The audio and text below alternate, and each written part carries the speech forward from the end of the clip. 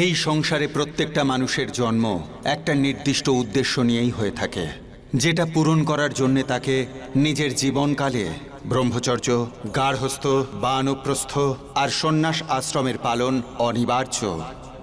যদি কোনো মানুষ সেটা পূরণ করতে না পারে, তবে সে তার জন্মদাতার সাথে সাথে এই সৃষ্টি চক্রের কাছেও অপরাধী থেকে যায়। ব্রহ্মদেব এই সৃষ্টি নির্মাণের পরে সৃষ্টি সঞ্চালনার জন্যে 11 মানস পুত্রের উৎপত্তি করেন। ওনাদের সবাইকে প্রজাপতি হয়ে সন্তান উৎপাদনের আদেশ দেন। ব্রহ্মার 10 পুত্র বিবাহ করে নিজেদের পিতার আজ্ঞা পালন করেন, কিন্তু ওনার 11তম পুত্র নারদ প্রজাপতি ব্রহ্মার আদেশ অমান্য করেন। পিতাশ্রী, আপনি আমাকে জন্ম দিয়েছেন, তার জন্য আমি কৃতজ্ঞ, কিন্তু আমি আপনার আজ্ঞা অনুসারে আমি সাংসারিক জীবন কাটাতে পারবো না। আমি আমার জীবন কাম, ক্রোধ, লোভ, মোহ আর মমতার বন্ধনে জড়িয়ে সমাপ্ত করতে চাই না। আর এমনিতেও আপনার 10 জন পুত্র সাংসারিক জীবনের বন্ধনে আবদ্ধ, আর তারা সন্তানদের জন্মও দিচ্ছে। নারদ, আমার দুঃখ সেই জন্যে নয় যে তুমি আমার আদেশ লঙ্ঘন করেছ।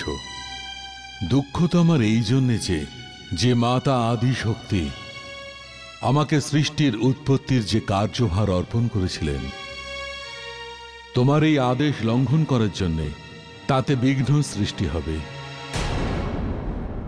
তুমি আমার পিতৃ ঋণ থেকে কখনো মুক্ত হতে পারবে না।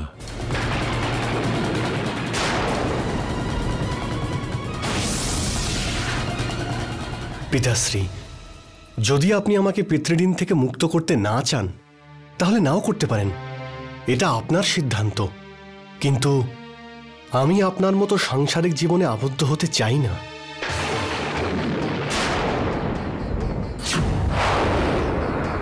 আমি তো ব্রহ্ম ঋষি হতে চাই, সন্ন্যাসী হয়ে স্বচ্ছন্দে স্বাধীনভাবে আমার জীবন কাটাতে চাই। আজ্ঞা করুন।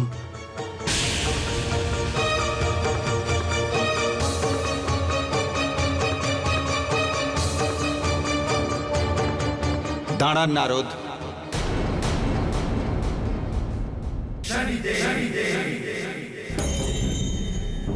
সৃষ্টির রচয়িতা ব্রহ্মাপুত্র নারদ, আপনি আপনার জীবনের পথ থেকে লক্ষ্যচ্যুত হয়েছেন। না শনিদেব, আমি একদমই সঠিক সিদ্ধান্ত নিয়েছি। আমি স্বচ্ছন্দে আমার জীবন কাটাতে চাই, সন্ন্যাসী হয়ে ব্রহ্ম ঋষি হতে চাই। আর যখন ব্রহ্মচারী, গৃহস্থ আর বানপ্রস্থ আশ্রমের পরে আমাকে সন্ন্যাস আশ্রমে আসতেই হতো, তাহলে আমি এখন থেকে সন্ন্যাস ধর্ম কেন নেব না? নারদ, আপনি যে আশ্রমের কথা বলছেন তার আধারই হল ব্রহ্মচর্য, গার্হস্থ আর বানপ্রস্থ আশ্রম। ওই 3টি আশ্রমে জীবন না কাটিয়ে কেউই সন্ন্যাস জীবনে প্রবেশ করতে পারবে না। যদি কেউ সেটা করে, তবে তার সন্ন্যাসের জীবন নিরর্থক হয়ে যায়। প্রত্যেকেই আমরা ন্যায়চক্রের সঙ্গে বাঁধা। এই সৃষ্টিতে আমি কোনো অন্যায় হতে দেব না। আর আপনি আপনার জীবনের উদ্দেশ্য আর নিজের পিতার আদেশকে অমান্য করে 2টো অপরাধ করেছেন,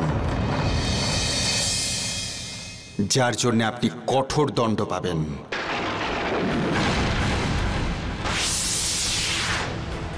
আর সেই দণ্ড হলো এই যে আপনাকে ব্রহ্মচর্য, গার্হস্থ আর বানপ্রস্থ আশ্রমে জীবন অতিবাহিত করে নিজের জীবনের উদ্দেশ্যকে সম্পূর্ণ করতে হবে।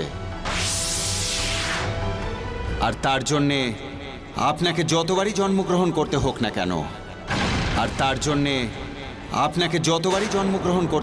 কেন,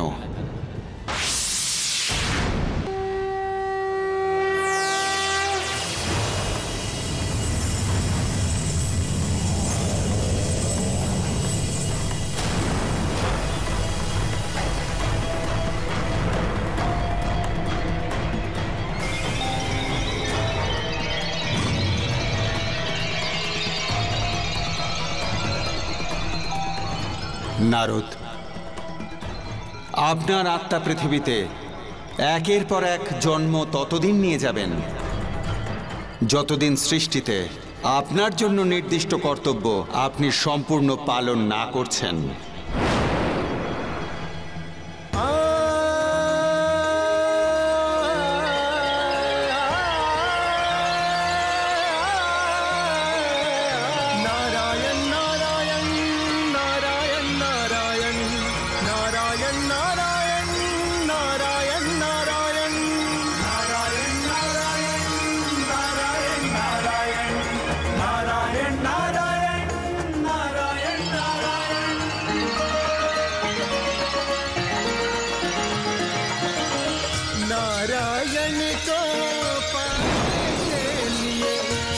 हरि जी को पाने के लिए नारद लेते जन्म, लेते साथ जन्म।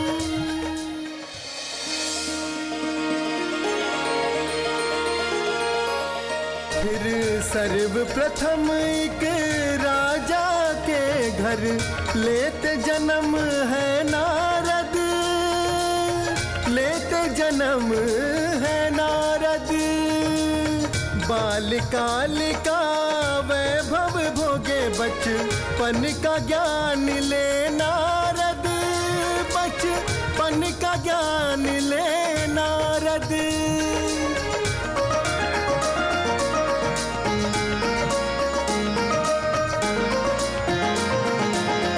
वर्षों बाद एक निर्धन के घर नारद जी का हुआ जन्म। मात पिता की सेवा करके निभाते हैं एक पुत्र धर्म। युवा अवस्था में नारद जी को कर्म योग का ज्ञान मिला। फिर एक ऋषि के कुल में जन्मे जहाँ वेद पुराण का ज्ञान मिला। मात पिता सेवा कर चारों आश्रम ज्ञान अर्जित करते। कई वर्षों बाद चित्रकेतु के घर में जन्म है लेते, घर में जन्म है लेते। शनि देव ने उनके घर में गृहस्थ आश्रम ज्ञान दिया, गृहस्थ आश्रम का ज्ञान दिया।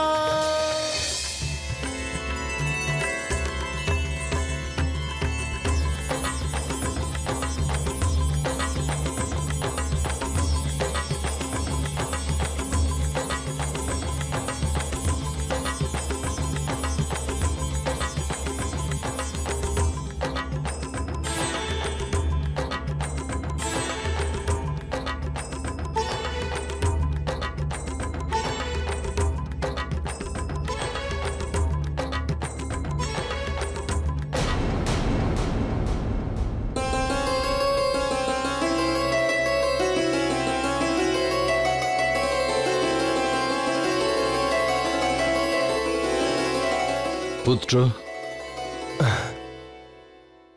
আমার কাছে সঙ্গীতের যত জ্ঞান ছিল সেসব আমি তোমাকে দান করেছি। এবার আমি চাই শাস্ত্র, পুরাণ আর বেদের জ্ঞান অর্জনের জন্য তুমি বৃহস্পতি দেবের কাছে যাও। পিতাশ্রী, আমার উচ্চশিক্ষার কোনো রকম প্রয়োজন নেই।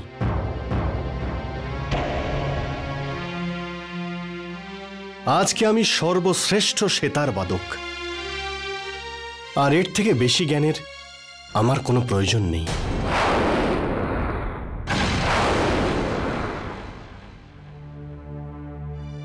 আমি তো শুধু এবার আমার চন্দ্রিকাকে বিবাহ করতে চাই। পুত্র, তুমি এটা কি বলছো?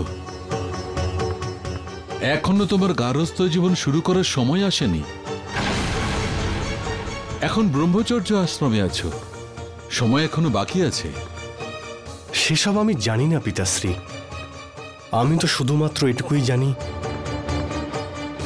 যে চন্দ্রিকা আর আমি একে অপরকে খুব ভালোবাসি। আর আমরা দুজনে একে অপরকে বিবাহ করার সিদ্ধান্ত নিয়ে ফেলেছি।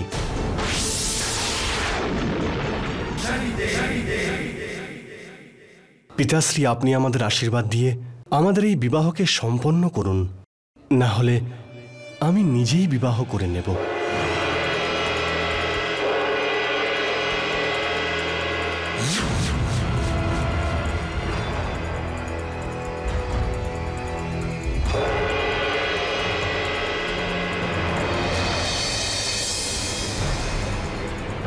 এসো চন্দ্রিকা।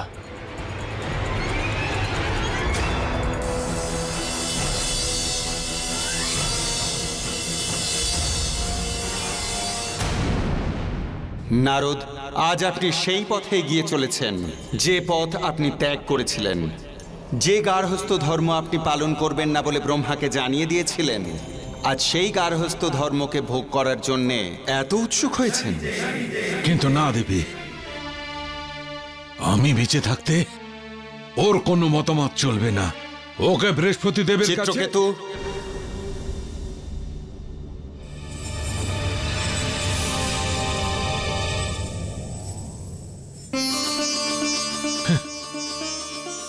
প্রণাম শনিদেব। শনিদেব, আপনি?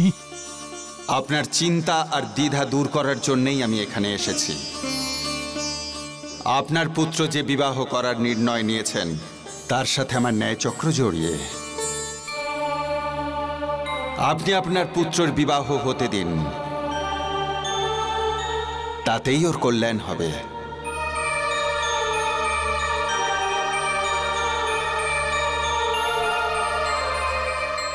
আপনার যেমন আদেশ শনিদেব, যেমন আপনার আদেশ।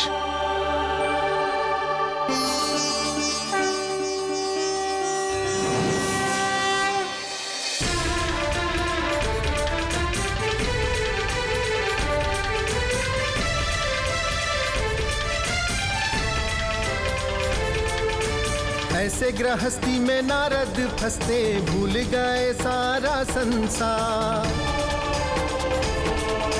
लोभ मोह मद काम वासना से बंद हो गए मन के द्वार। नारी के मोह में लिप्त हुए यूं, भूल गए सब शिष्टाचार। व्याकुल मन में तड़प प्रिया की, मिलने को चाहे बारंबार।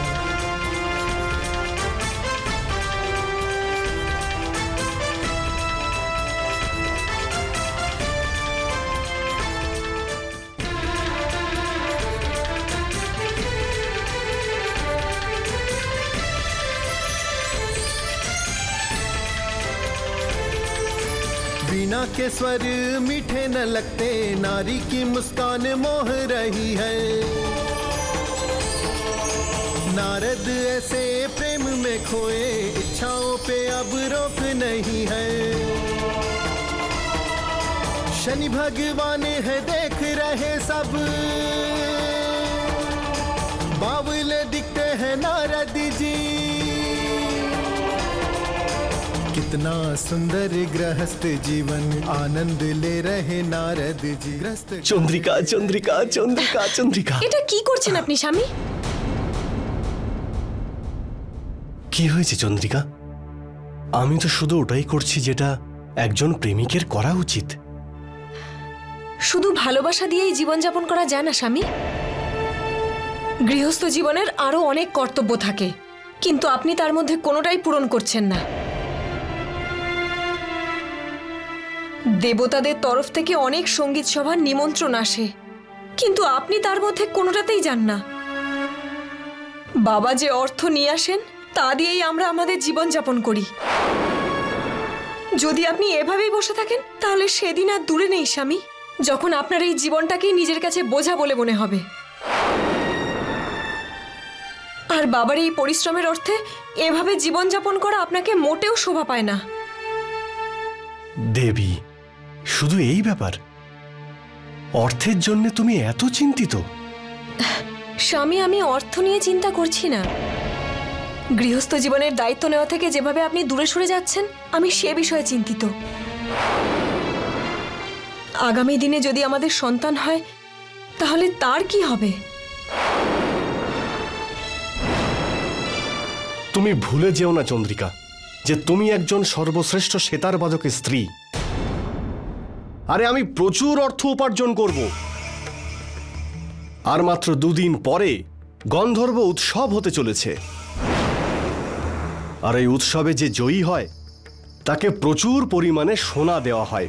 আর এত সোনা আমরা তো দূরের কথা, আমাদের সন্তানও শেষ করতে পারবে না।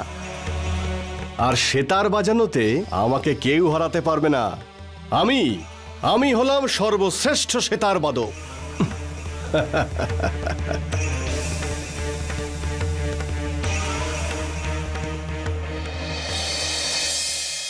নারদ, আপনি আপনার গার্হস্থ্য জীবনে প্রবেশ করে ফেলেছেন, কিন্তু গার্হস্থ্য জীবনের সিদ্ধান্ত আর নিজের কর্তব্যের আপনার আভাসই নেই।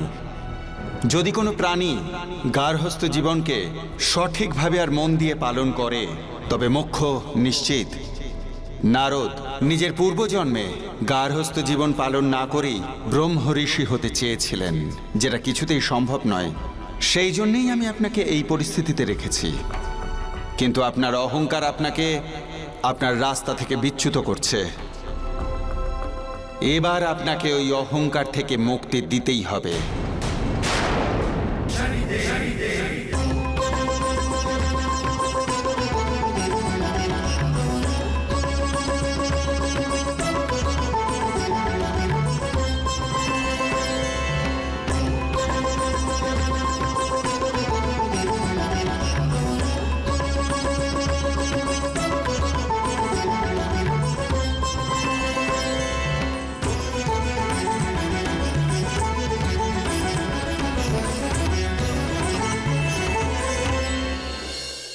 উপভ্রান্ত মহাশয়, আপনার সেতার বাদন অলৌকিক।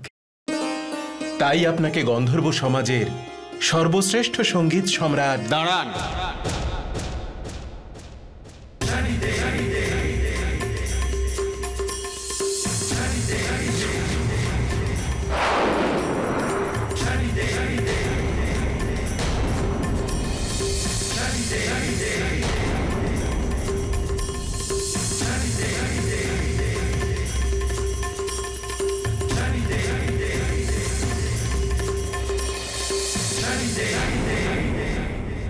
হে গন্ধর্ব, উভ্রান্ত আমার সঙ্গে সেতার বাদনে বিজয়ী না হয়ে কি করে সর্বশ্রেষ্ঠ হতে পারে? ওকে আমার সাথে প্রতিযোগিতায় নামতে হবে।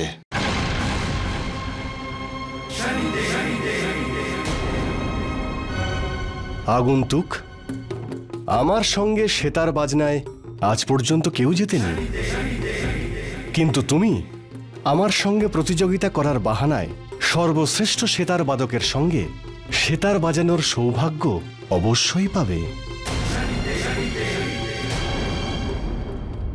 এসো, করো আমার সঙ্গে প্রতিযোগিতা।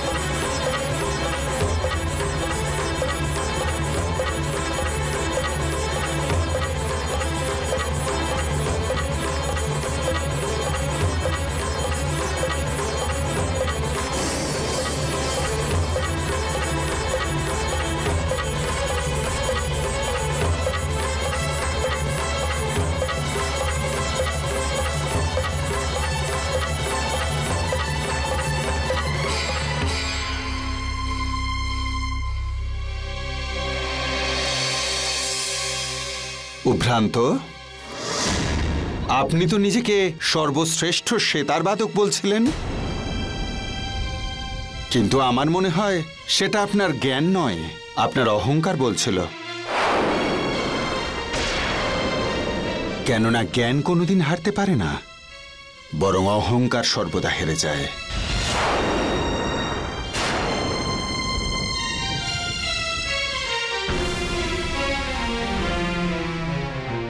আগন্তুক, আমি এটা প্রমাণ করে দেব যে এই সৃষ্টিতে আমি সর্বশ্রেষ্ঠ সেতার বাদক।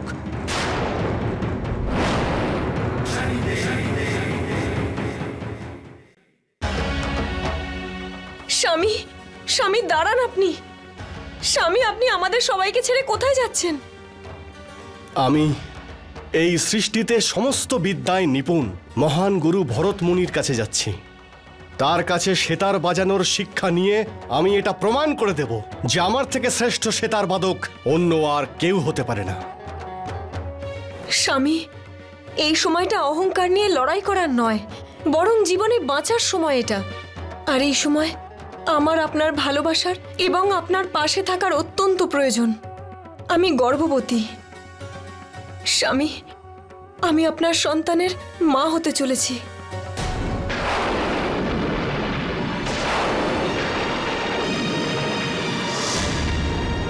সে যাই হোক না কেন, তোমাকে দেখাশোনার জন্য এখানে মাতা পিতা রয়েছেন।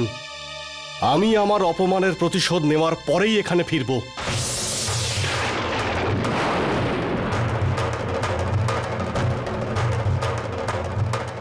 স্বামী,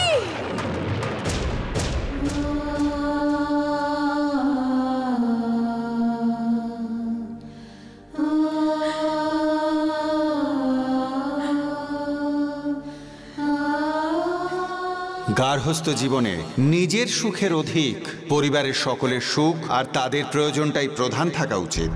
গার্হস্থ্য জীবনে যুক্তিকে গ্রহণ করাটাই মুখ্য। এটাই হলো গার্হস্থ্য জীবনের সত্য সার। কিন্তু নারদ, আপনি তো এতদিন শুধু তিরস্কারই করে এসেছেন। প্রথমে পিতা ব্রহ্মদেবকে, তারপর এই জন্মে নিজের মাতা পিতার ইচ্ছাকে, নিজের স্ত্রীর সম্মানকে, আর পতি আর পিতার ধর্মকে। কিন্তু এই তিরস্কার তোমাকে নিজের জীবনের উদ্দেশ্য ব্রহ্ম ঋষি হবার পথ দেখাবে। উপভ্রান্ত ভরতমুনিকে প্রণাম জানাচ্ছে। উপভ্রান্ত, সঙ্গীত তো সৃষ্টি হয় সেতারের তার থেকেই, কিন্তু তার আধার হলো মানুষের হৃদয়। তাই যখনই তুমি সেতার বাজাবে তখন তার তারগুলোকে হৃদয়ের সঙ্গে জুড়ে নেবে। তবে হ্যাঁ, এটা তখনই সম্ভব হবে যখন তোমার মনে কোনো প্রকারের কোনো চঞ্চলতা থাকবে না।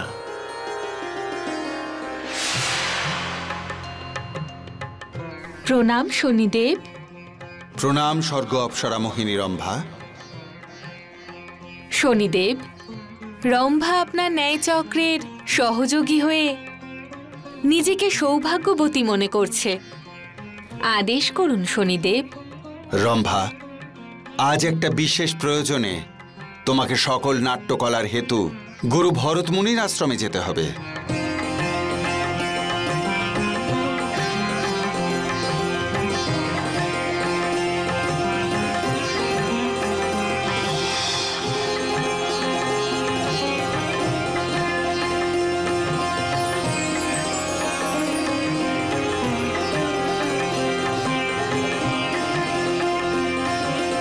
যেমন আপনার ইচ্ছা শনিদেব।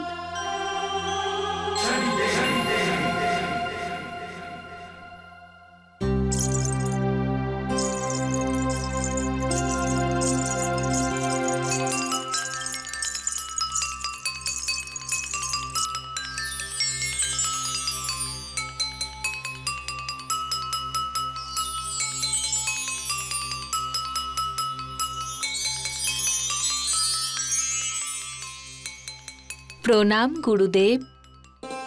সর্বদা সুখী থাকো। কি ব্যাপার রম্ভা, আজ হঠাৎ গুরুদেবের কথা মনে পড়ল যে? গুরুদেব, আমি আপনার কাছে বিলাসিনী নৃত্য এখনো শিখিনি। আজ সেই বিদ্যা আমি শিখতে এসেছি।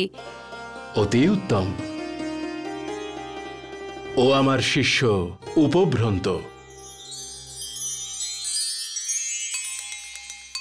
ও আমার কাছে সেতার শিখতে আসে। এখন থেকে তোমাদের প্রশিক্ষণ একই সঙ্গে হবে।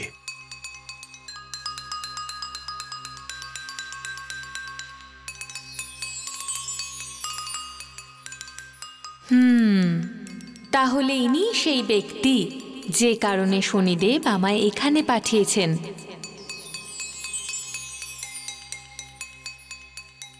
প্রণাম।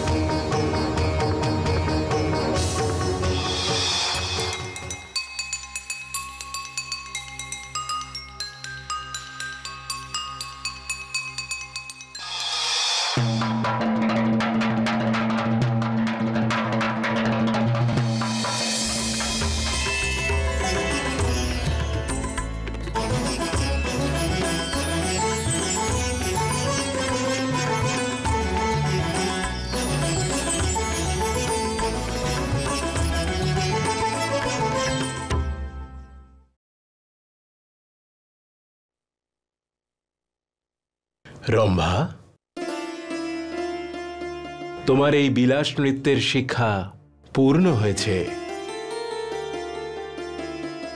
এখন তুমি ইন্দ্রলোকে ফিরে যেতে পারো।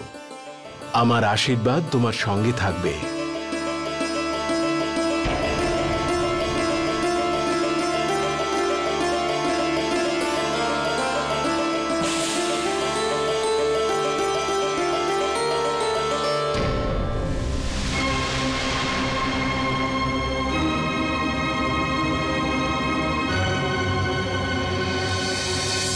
রম্ভা, তুমি কোথায় যাচ্ছ?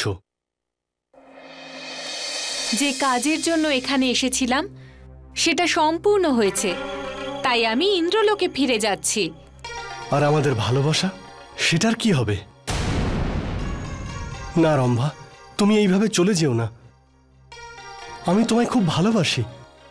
আমি তোমাকে যেতে দেব না রম্ভা। ভালোবাসা? তুমি ভালোবাসো? তোমায় অধিকার কে দিয়েছে আমাকে ভালোবাসার? বলো তুমি কে? তোমার কি অস্তিত্ব আছে?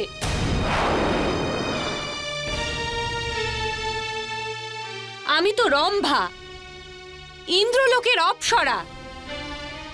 আর তুমি এটা ভাবলে কি করে যে তুমি আমার ভালোবাসা পাবে? যদি আমি তোমায় ঘৃণাও করি তাহলেও অপমান অনুভূত হবে। দেবী, আপনার এইভাবে আমার সত্যিকারের ভালোবাসাকে অপমান করার কোনো অধিকার নেই। সবার ভালোবাসাকে অপমান করার অধিকার তোমার বুঝি আছে? যে মা বাবা তোমায় জন্ম দিয়েছেন, তুমি তাদের আদেশ পালন না করে তাদেরকে অসম্মান করেছো। এক নারী তোমায় ভালোবেসে তোমায় বিয়ে করেছে, তুমি তার ভালোবাসাকে অসম্মান করেছো। যে সন্তানকে তুমি জন্ম দিয়েছো তার প্রতি কর্তব্য পালন না করে তুমি নিজের সন্তানকেও অপমান করেছো। উপভ্রন্ত, তোমার ভালোবাসার বা ভালোবাসা পাওয়ার কোনো যোগ্যতা নেই।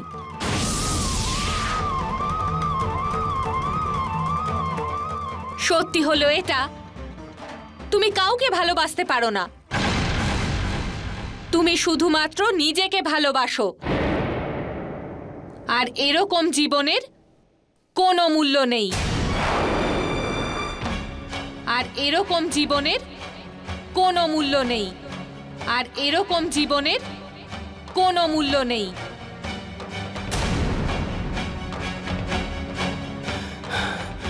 পিতাশ্রী, আমার উচ্চশিক্ষার কোনো রকম প্রয়োজন নেই। আজকে আমি সর্বশ্রেষ্ঠ সেতার বাদক, আর এর থেকে বেশি জ্ঞানের আমার কোনো প্রয়োজন নেই। স্বামী, আমি আপনার সন্তানের মা হতে চলেছি। সে যাই হোক না কেন, তোমাকে দেখাশোনার জন্য এখানে মাতা পিতা রয়েছেন।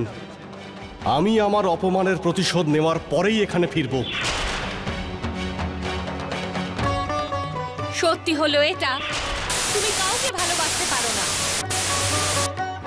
তুমি শুধুমাত্র নিজেকে ভালোবাসো। আর এরকম জীবনের কোনো মূল্য নেই। আর এরকম জীবনের কোনো মূল্য নেই।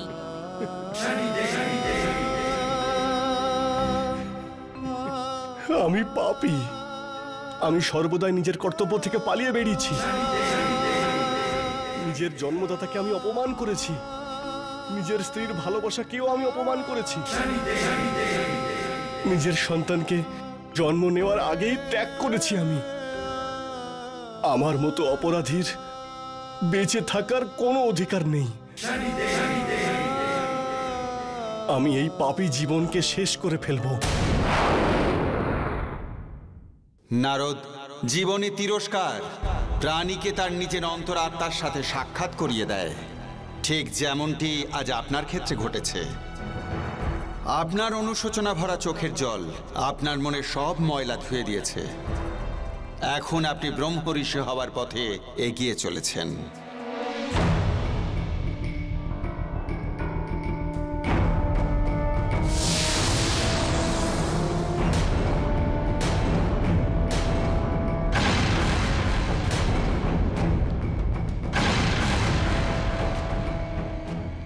আমার মতো স্বার্থপরের এই সৃষ্টিতে বেঁচে থাকার কোনো অধিকার নেই।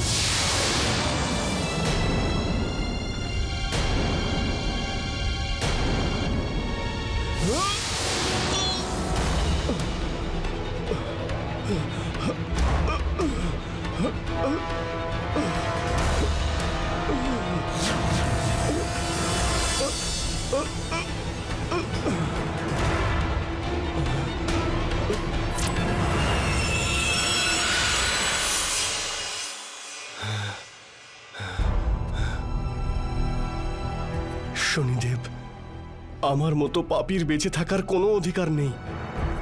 আমাকে মরে যেতে দিন। নারদ, আপনার মৃত্যু তো গত 7 জন্ম ধরে ঘটছে। এবার তো আপনার জীবিত থাকার সময় এসে গেছে। শনিদেব, আমার নাম তো উপভ্রন্ত।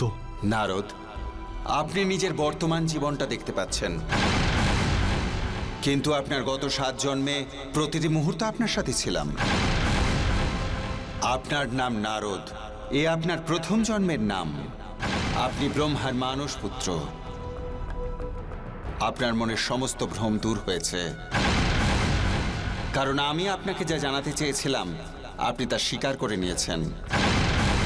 সেই জন্য আজ সব সত্য আপনাকে বলার সময় এসেছে ব্রহ্মাপুত্র নারদ।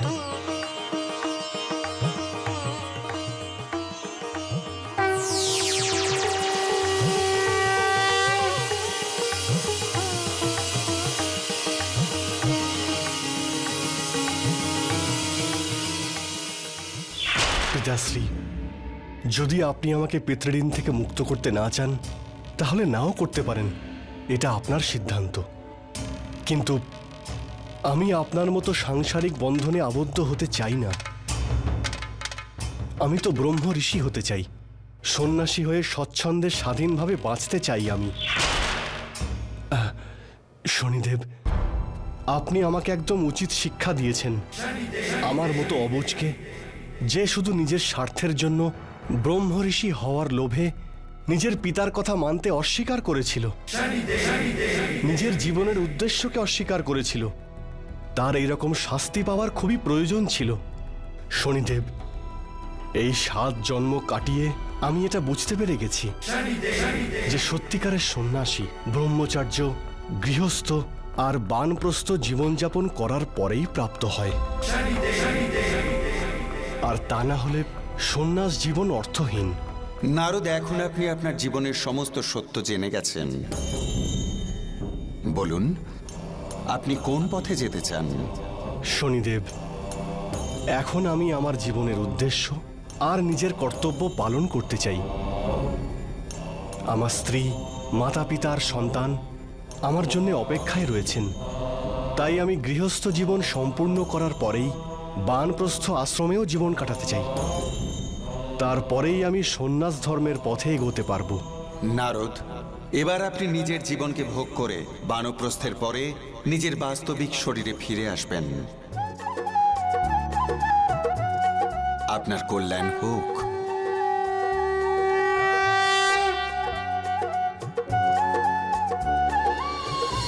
আর এইভাবে নারদ জীবনের সত্যতার জ্ঞান লাভ করেছিলেন। আর নারদ এইভাবে তার গার্হস্থ্য জীবন নিষ্ঠার সাথে পালন করেছিলেন। পুত্র, পতি, পিতা আর একজন সামাজিক প্রাণীর সমস্ত কর্তব্যকেই দায়িত্বর সঙ্গে পালন করেছিলেন। আর বানপ্রস্থ আশ্রম উপভোগ করার পরে ওনার সপ্তম জন্ম সমাপ্ত হয়েছিল।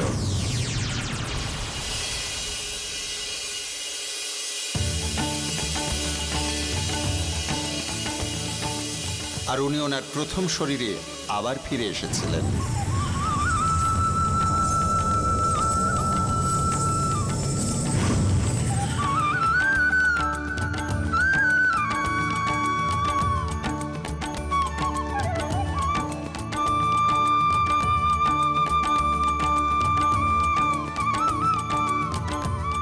পিতাশ্রী, আমাকে ক্ষমা করুন, আমি আপনার আদেশের অবহেলা করেছিলাম। পিতাশ্রী, আমাকে বলুন যে আমি কিভাবে পিতৃঋণ শোধ করতে পারবো। নারদ, তুমি তোমার পিতৃঋণ পরিশোধ করেছ। যে সন্তান উৎপত্তির উদ্দেশ্যে তোমার জন্ম হয়েছিল, সেই উদ্দেশ্যকে তুমি পূর্ণ করেছ। তুমি পিতা হয়েছ।